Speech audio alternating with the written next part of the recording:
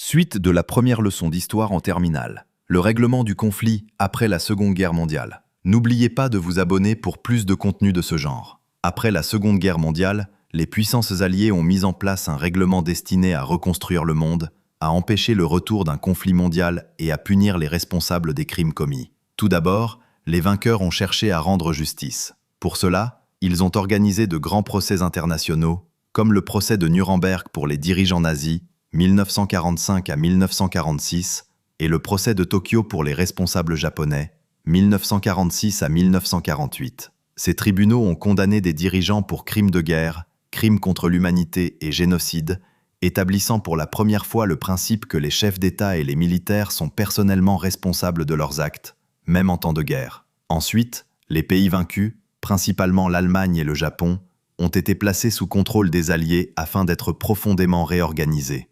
L'Allemagne a été divisée en 4 zones d'occupation confiées aux États-Unis, au Royaume-Uni, à la France et à l'URSS. Les Alliés y appliquent les politiques des 4D, démilitariser le pays pour supprimer toute menace militaire, dénazifier en éliminant toute influence du nazisme, décartéliser en démantelant les grandes industries liées à Hitler et démocratiser en rétablissant des institutions politiques libres.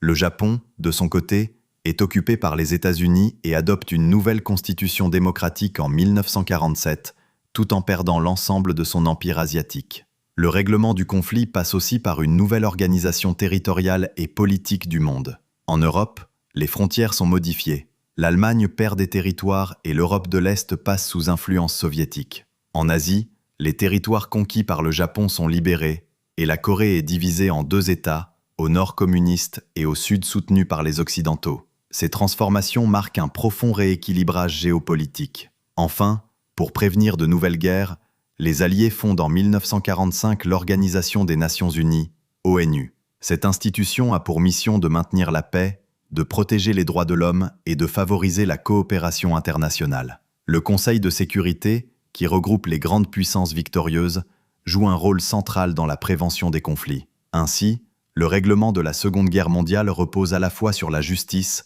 la réorganisation des pays vaincus, un redécoupage territorial et la création d'un système international chargé de préserver durablement la paix mondiale.